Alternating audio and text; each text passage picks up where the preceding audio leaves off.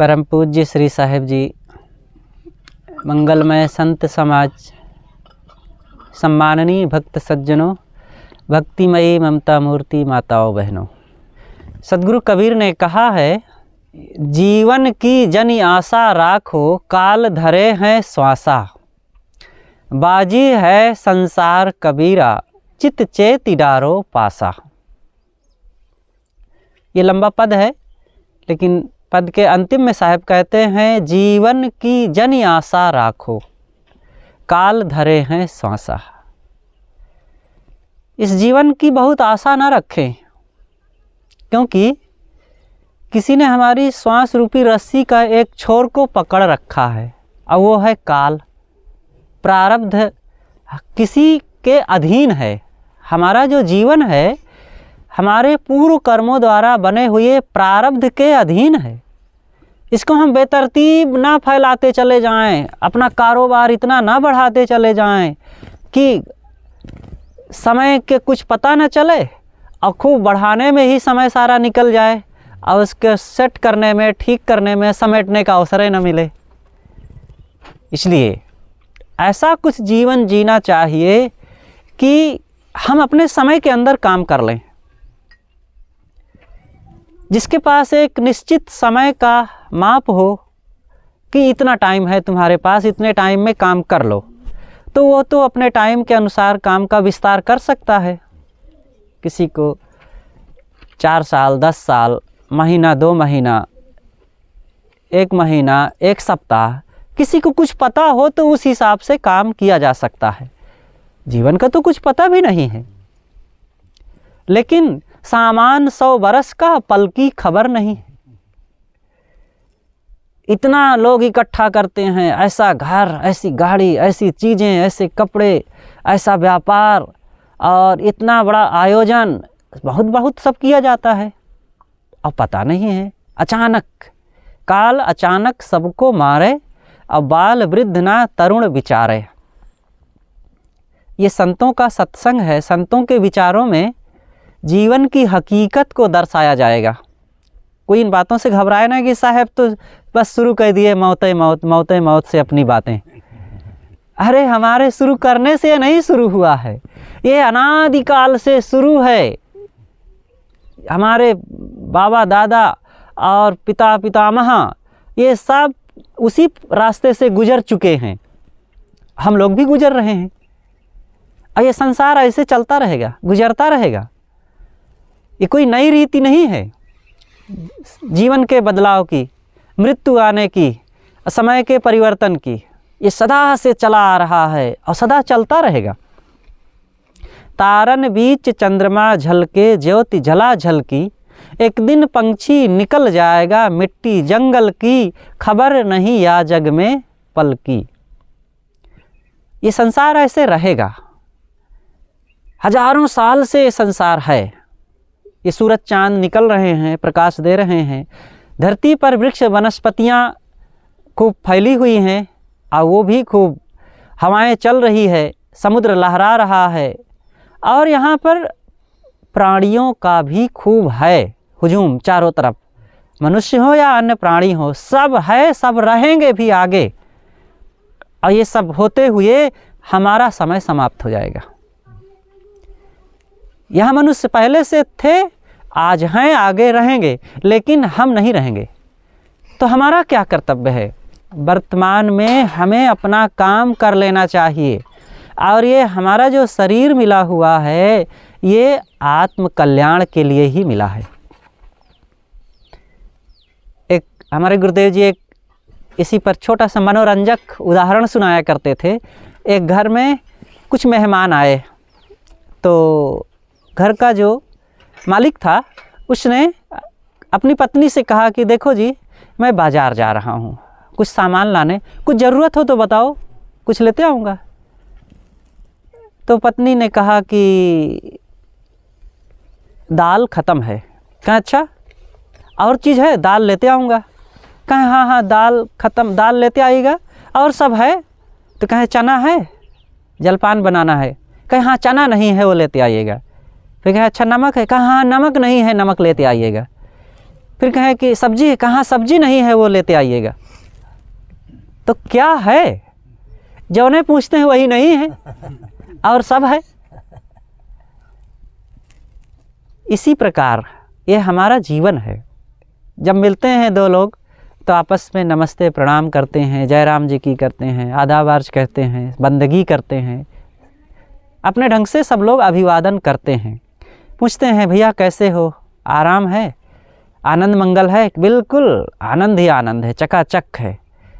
लेकिन जब उनके दिल से पूछो तब अपना सब दुखड़ा कह उठते हैं, भैया ये समस्या है, वो समस्या है, शरीर में पीड़ा है, अमुक रोग लगा हुआ है, लड़का कहा नहीं मानता है, पत्नी तो मनमानी है, पति तो निष्ठुर है, वो हमसे सीधा बातें नहीं करता, सास ऐसी है, बहू तो साहब निकम्मी है। सब 50 बातें अपने कहने के लिए तैयार हो जाते हैं। कहाँ कुशल है? कुशल उसल नहीं है। कुशल कहत कहत जग बिन से, कुशल काल की फांसी हो। कहें कबीर सारी दुनिया बिन से, रहे राम अविनाशी हो। सब लोग कहते हैं आनंद है, कुशल है, अच्छा है, लेकिन कुशल पुशल नहीं है कुछ। अगर हमारा मन चंचल है, इंद्रियां बहिर्मुख हैं, आत्मबोध है नहीं और संसार की क्षणभंगुरता को समझ करके हमने अंतर्मुखता का काम किया नहीं, तो क्या कुशल है? जिन चीज़ों को मान रहे हैं कि ये मेरा है और ये सब अच्छा है, वो आज मेरा नहीं रह जाता, और आज है भी तो कल नहीं रह जाता। जिन लोगों को अपना माने हैं कि ये मेरे प्यारे प्यारे बेटे हैं और मेरे माता पिता हैं, मेरे भाई बंधु हैं, वही कल पराये हो जाते हैं। परायों में परायापन नहीं लगता है, अपनों में परायापन लगता है। जिन बच्चों को कंधे पर बैठा करके घुमाया जाता है और मेरा भैया, मेरा लल्ला, मेरा राजा और मेरा प्यारा कह कह करके उनको बड़ा प्यार दिया जाता है, वही 4 दिन में बड़े होकर जब बात नहीं मानते हैं, बात नहीं सुनते हैं, पास में नहीं बैठते हैं और जब कड़वी बात बोल देते हैं, तब दिल फट जाता है अंदर से। और तब लगता है कि अरे इनको तो मैं अपना सब कुछ मान रखा था। एक सज्जन को बेटा हुआ तो कहें साहब मेरा आन बान शान अब आ गया है। अरे हम कहीं इतना ज़्यादा ना कहो भैया, ये आन बान शान नहीं है, और यही तुम्हारी सब प्रकार की माना स्थितियों को तोड़ने वाला भी हो सकता है। अब ये नहीं कहे क्योंकि कष्ट हो जाएगा, लेकिन ये क्या होता है, यही तो हो रहा है ना। अपने ही लोगों में से जो मन उदास होता है, परायापन लगता है, जिस घर को एक एक ईंट जोड़ करके चुनता है व्यक्ति, उसी घर में एक दिन उपेक्षित होकर एक किनारे पड़ जाता है। और जिन बच्चों को जन्म देकर पाला पोसा कमा कमा कर खिलाया है, वही बच्चे एक दिन घर में हमें एक रोटी देने के लिए भी उनको बड़ी मुसीबत लगती है। इसलिए काम करना चाहिए, और वो काम है आत्म शांति का काम। मनुष्य जीवन का जो उद्देश्य है वो काम में ध्यान देना चाहिए। ये दुनिया की चीज़ें सदैव ऐसे नहीं रहेंगी। ये घर परिवार के लोग, ये हमारा शरीर, ये जवानी, ये निरोग्यता ऐसे रहेगी क्या सदैव? लोग बदल जाएंगे, बाल बच्चे जो निकट हैं वो दूर हो जाएंगे, और जो दूर हैं वो निकट भी आ सकते हैं। कोई जिनसे कोई परिचय नहीं है वो परिचय में आ जाएंगे, और जो बड़े प्यारे परिचयी लग रहे हैं वो एकदम विमुख उल्टा रहे दुश्मन भी हो जाते हैं। जो शरीर आज फूल जैसा है वही सूल जैसा हो जाता है, और जो शरीर में इतनी ताकत रहती है किसी किसी को कि गामा पहलवान को कहा जाता है कि अपने हाथों से 2 कार को रोक लेते थे, उन्हीं का एक दिन समय आ गया कि अपने ऊपर बैठी हुई मक्खी को नहीं उड़ा पाते थे। जो 20 किलोमीटर दौड़ लेते थे, उन्हीं के लिए एक दिन अपना दरवाज़ा, अपनी चौखट ही चल करके पार करना बड़ा कठिन हो जाता है। इसलिए ये वर्तमान की जो अनुकूलताएं हैं, जो सुविधाएं हैं, इनका हमें बढ़िया से उपयोग करना आना चाहिए। और इसी सुनहले अवसर में भक्ति भजन करना चाहिए। तो मैं कह रहा था सदगुरु कबीर साहब का वचन कि जीवन की जन आशा राखो, जीवन का बहुत भरोसा ना करें। देखते नहीं हैं अचानक कुछ का कुछ हो जाता है। इस संसार में कैसी कैसी घटनाएं घटती हैं। अचानक एक्सीडेंट हो जाता है और बड़ा मंसूबे लेकर के लोग चलते हैं, मैं कमाने जा रहा हूँ, कमा करके लाऊंगा और घर में बाल बच्चों की व्यवस्था करूँगा, और फिर से लौट के नहीं आ पाता है। अभी कुछ दिन पूर्व राजस्थान की घटना है। गैस टैंकर जा रहा था, उधर से पेट्रोल का टैंकर आ रहा था और पास में पेट्रोल टंकी भी थी और दो गाड़ियों का भिड़ंत हो गया। और उधर पेट्रोल की टैंकर, इधर गैस का टैंकर में आग लगी और पेट्रोल पंप भी वहीं था, उसमें भी आग लगी, विस्फोट हुआ और 50 नहीं सैकड़ों लोग जल के तुरंत खाक हो गए। दूर तक आग की ज्वाला चारों तरफ फैल गई। अब ये जो लोग उसमें पड़ गए उस चपेट में, वो सोच रखे थे कि हमारा ऐसा भी हो जाएगा? कौन कहाँ का रहा होगा, क्या क्या उनके मंसूबे रहे होंगे, क्या क्या योजनाएं रहे होंगी, बाल बच्चों के लिए क्या उनके अरमान रहे होंगे, और सब जहाँ के तहाँ बाहर आके गिर पड़े कि नहीं। ऐसे ही होता है। अचानक हमारा मन माने रहता है कि अभी तो हमारी 25 साल की उम्र है, अभी तो 30 40 50 की है। अरे एक 70 80 साल का व्यक्ति भी माने रहे तो अभी तो 80 हुई है। लोग तो 100 साल जीते हैं, 125 साल जीते हैं। ये आशा नहीं करना चाहिए कि लोग इतना जीते हैं। जी भी सकते हैं और नहीं भी जी सकते। अब जी भी जाएंगे अगर, तो भी मन हमारा आगे की आशा में बांधे रखता है हमें कि अभी तो इतना है। लेकिन जो विचारवान होते हैं कभी भी आगे के लिए अपने कामों को छोड़ते नहीं हैं। इसलिए जो करना है जल्दी करें, शीघ्र करें, तेजी से करें और अपना खास काम करें। और खास काम यही है, आत्म उद्धार का काम। और क्या करना है, कौन सी यहाँ हमारी सबसे बड़ी जिम्मेदारी है, किस लिए आए हैं? सदगुरु कबीर ने कहा है, राम न रमसी कौन दंड लागा, मर जइबे का करिबे अभागा। साहब कहते हैं तुम राम में नहीं रम रहे हो, राम भजन नहीं कर रहे हो, अरे अभागे तुम मर जाएगा एक दिन। कौन सा दुर्भाग्य उदय हो गया है, किस कारण से तुम राम भजन में नहीं लग रहे हो, और कौन बड़ा काम आ गया है जिसके कारण इस काम को छोड़ रहे हो? सोचे, अपने अपने जीवन पर, मन पर एकांत में बैठ करके मनन करना चाहिए कि मैं किस कारण से इस काम को छोड़ रहा हूँ, कौन बड़ा काम है कि जिसके कारण मैं इसको छोड़ूं। दुनिया में बहुत काम हैं, किसानी करना, व्यापार करना, दुकान चलाना, बाल बच्चों को परवरिश करना, घर चलाना और भी बहुत बहुत काम हैं। लेकिन सबसे बड़ा काम क्या है?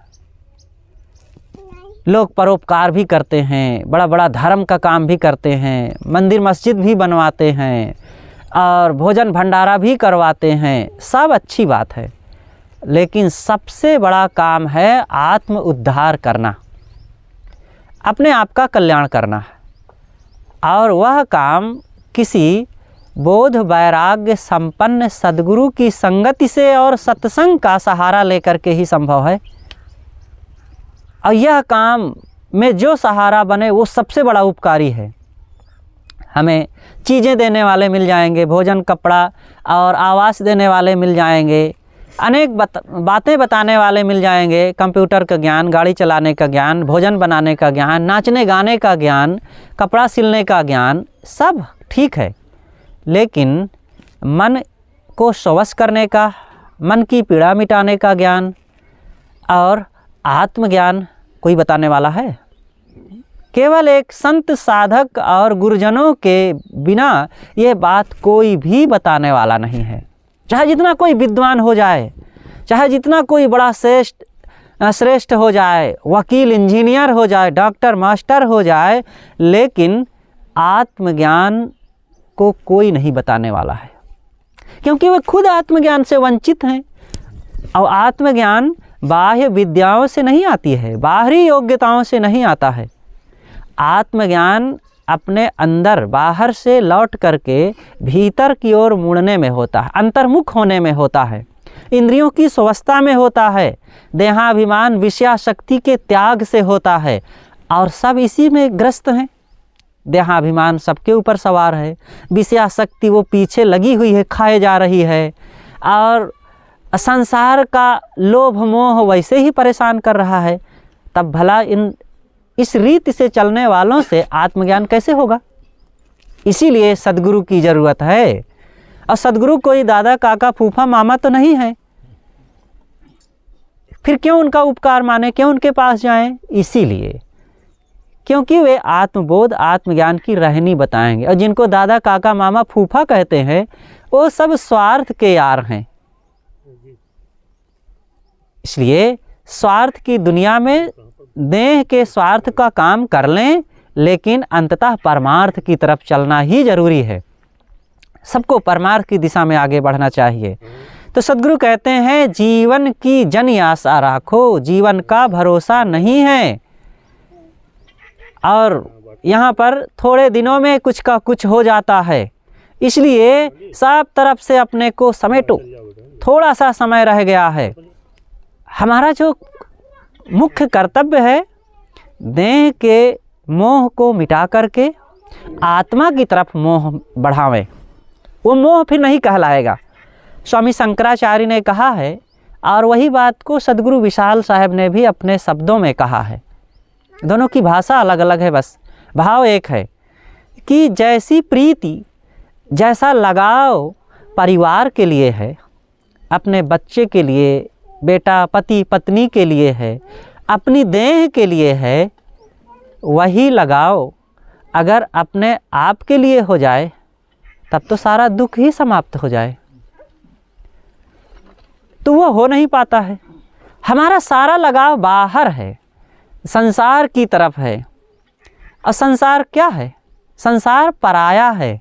कल्पना करो, जिस संसार में हम रह रहे हैं, जिस गांव में, जिस घर में, जिस परिवार में, जिन लोगों के बीच में, ये क्या हमारा अपना है?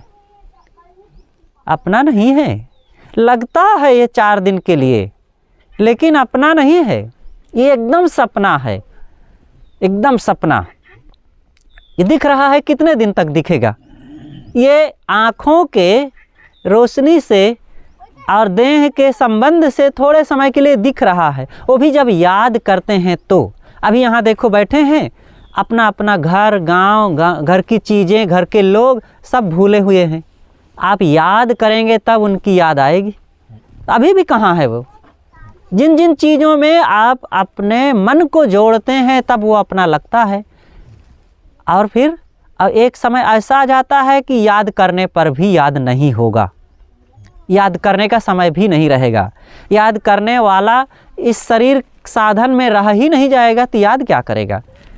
सोचिए, हम लोग इस शरीर में हैं। इस शरीर में कब से हैं? 10 साल, 20 साल, 25, 50 साल, ज़्यादा से ज़्यादा इसमें जो बैठे हैं 70, 80 साल से हैं इस शरीर में। तो क्या इस शरीर के पहले नहीं थे आप? थे। इस शरीर के पहले थे तो रहे कहीं, तो किसी शरीर में रहे होंगे। और जब उस शरीर में रहे होंगे तो उस शरीर का घर भी रहा होगा, गांव भी रहा होगा, और उस शरीर के माँ बाप भी रहे होंगे, भाई बंधु परिवार, बेटी बेटा भी रहे होंगे। अब उसके बारे में सोचो, वहाँ का हानि लाभ, वहाँ का सुख दुख, उनका संयोग वियोग और उनका भाव अभाव आपको कोई प्रभाव डाल रहा है? कुछ याद आ रही है? और उनका सुख दुख आपको कोई व्यथा पहुँचा रहा है? नहीं पहुँचा रहा है। आज वाला भी ऐसे ही हो जाएगा। जो आज का है ना, यह भी 4 दिन में बिल्कुल पहले वाला जैसा ही हो जाएगा। जिनके लिए आज बड़ा मन को जोड़े हैं, बहुत दुखी सुखी हो रहे हैं, वाह अरे मेरा घर, मेरे बच्चे, मेरे बेटे को ऐसे हो गया, मेरे को ऐसे उन्होंने कह दिया, और मेरी देह में ऐसे नुकसान हो गया। क्या मेरी है? मेरा है, मेरा ऐसा मूढ़ जन्म भर करता, एक दिन मिट्टी के नीचे वह पड़ा पड़ा है सड़ता। कुछ मेरा और नहीं है। इसलिए साहब कहते हैं जीवन की जन आशा राखो, काल धरे हैं श्वासा। काल ने तुम्हारी श्वास की रस्सी को पकड़ रखा। श्वासों का एक बहुत बड़ा रस्सा है जिसमें हम सब लोग बंधे हुए हैं। और काल एक छोर को पकड़ करके खींच रहा, धीरे धीरे खींच रहा। मान लो 500 मीटर की कोई रस्सी हो और उसी से हम बंधे हों और कोई एक छोर से हमें खींच रहा है, हम उसकी तरफ निकट पहुंच रहे हों, तो हर क्षण हर कदम उस मौत के निकट पहुंच रहे हैं ना। और एक समय ऐसा आएगा कि वो पूरा खींच लेगा और हम उसके अंदर समा जाएंगे। बस ऐसे ही है। जैसे टंकी, देखो एक सामने टंकी दिख रही है, अब इसमें 1,00,000 लीटर पानी भरा हो और एक टोटी छोटी सी हो, बहुत थोड़ा थोड़ा पानी निकलता हो, और पानी निकलते निकलते निकलते 1,00,000 लीटर पानी आज नहीं तो कल, कल नहीं तो परसों वो ख़त्म होगा कि नहीं होगा। ऐसे हमारी ज़िंदगी है, सब जानते। ये बात कोई अजूबी बात है? कोई पहली बार सुन रहे हैं? बहुत बार सुने, बहुत बार सोचे, बहुत घटनाएं देखे, प्रत्यक्ष उदाहरण भी देखे, लेकिन ये हमारा मन ऐसा है कि इन बातों पर विश्वास नहीं करता है जल्दी। सब मर जाएं पे हम नहीं मरवे, या अहंकार भरोई रे। मत अभिमान करो तन धन का। इसलिए अभिमान करने की ज़रूरत नहीं है। ये जीवन परिवर्तनशील है, सब कुछ बदल रहा है। और इस परिवर्तन में एक बहुत बढ़िया सुखद समाचार है। सोचो, अगर ना परिवर्तन होता तो क्या हाल होता। हमारे पिता पितामह 10 पीढ़ी 50 पीढ़ी के सब बैठे होते, बूढ़े, खिसक न पाते, अपना कपड़े न पहन पाते, अपना लार न पोंछ पाते और उठ बैठ न पाते, खा पी न पाते। तब उनकी सेवा करते करते हालत ख़राब हो गई होती ना। और फिर हम भी बैठे रहें, सड़ते रहें अब बिस्तर पर, और कोई पूछे ना, कोई देख ना सके हमारी तरफ कितने, क्योंकि मरेंगे नहीं लेकिन बदलाव तो होगा, शरीर तो जीर्ण होगा। तो हमारी तरफ एक नज़र उठा के देखने के लिए भी कोई सामने नहीं आएगा। तब तो सब यही चाहेंगे कि भैया ये शरीर छूटे तो बहुत अच्छा है। तो प्रकृति का जो नियम है बहुत अच्छा है। अकबर बादशाह ने एक बार अपने दरबार में कहा कि कितना अच्छा होता ये हमारी बादशाहत सदैव कायम होती तो सब लोगों ने कहा कि हाँ हुजूर, बहुत अच्छा होता अगर आपकी बादशाहत कायम होती तो। बीरबल ने कहा हुजूर, बहुत बुरा होता। अगर बादशाहत कायम होती सदैव तो बहुत बुरा होता। कहाँ रे, तुम कैसे कह रहे हो? तुम हमारा शुभ नहीं चाहते हो क्या? बुरा कैसे होता? कितना आनंद आ रहा है, हम तख्त पर बैठे हैं, चारों तरफ सेवक लगे हैं, खजाना भरा हुआ है, दूर तक हुकूमत है और चारों तरफ रानियां और नौकर चाकर सब हमारी सेवा में लगे हैं। कितना आनंद होता। कहाँ हुजूर, अगर बादशाहत कायम होती तो पहले वालों की कायम होती, आपका नंबर ही नहीं आता। आप बादशाह हो ही ना पाते। उनकी छुट्टी तभी तो आपको मिली है, और आपकी छूटेगी तो आपके बच्चे को मिलेगी। तो ये कायम होना बुरी बात है, छूटना अच्छी बात है, छूटना ज़रूरी है। और छूटने में सबको अवसर भी मिलता है, और प्रकृति के प्रांगण में नए नए अनुभवी लोगों का नया नया काम भी नए ढंग से करने का तरीका आता है। सोचो, नए लोग नए आते और वही पुराने बूढ़े लोग होते तो वही झोपड़ी में रहे आते, वही पैदल चलते टूटी चप्पल पहन करके, और वही नंगे पैर भी होते। और नए लोग नए आते थे, सड़कें ना बनती है, गाड़ियाँ ना बनती। नए लोग आए तभी नया दिमाग लगाए तो नए सुविधाएं आई, नया विज्ञान आया, नई सुविधाओं का ये बूढ़े लोग भी उपयोग कर रहे हैं कि नहीं।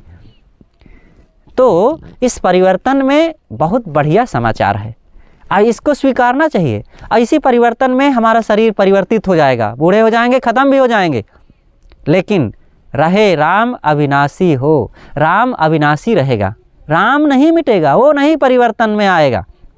राम क्या है? सबके अंदर में बैठा हुआ आत्मा राम, वो आत्मा राम है।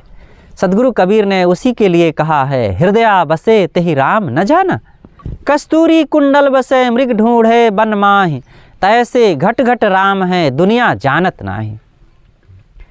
जैसे मृगा की नाभि में कस्तूरी है, लेकिन उसको न जानने के कारण वो घास फूसों में और वन बागों में खोजता फिरता है, वो सुगंधी कहाँ से आ रही है।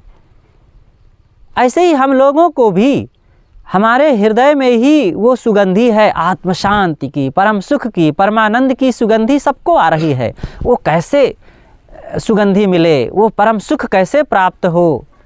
अब वो सुगंधी तो है, लेकिन खोज रहे हैं कहीं मंदिर में, कहीं मस्जिद में, और कहीं मिट्टी में, कहीं पत्थर में, कहीं फोटो में, कहीं पानी में, कहीं पहाड़ में, और जगह जगह टटोल रहे हैं। जहाँ है वहाँ नहीं खोजते हैं। वस्तु अंतय खोजे अंतय, क्यों कर आवे हाथ, असज्जन सोई सराहिए जो पारख राखे साथ। वस्तु अलग हो और खोजें अलग, मिल नहीं सकती है। उसको मिलेगी जो पारखी होगा। पारखी का मतलब जो जहाँ है वहाँ खोजे। आत्मा आपके भीतर में है, अब हम खोज रहे हैं बाहर, तो कैसे मिलेगी?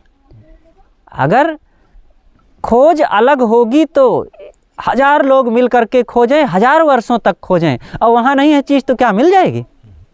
नहीं मिल सकती है। और कहानी याद करें, अनेक बार सुने होंगे, पुनः मनन करें कि एक बूढ़ी माँ थी, वो गुदड़ी सिल रही थी, लेकिन उसको उठ करके कुछ काम से घर में जाना पड़ा, और फिर जब लौट करके आई तो देखती है कि सुई मिल नहीं रही है। अब सुई खोजती है, मिल नहीं रही। तब तक शाम हो गई, अंधेरा होने लगा। सड़क पर जो नगर पालिका की बत्ती जल गई तो वहाँ जा कर के खोजने लगी। बड़ी देर तक खोज रही है, तो राही एक आया, राह चलने वाला व्यक्ति।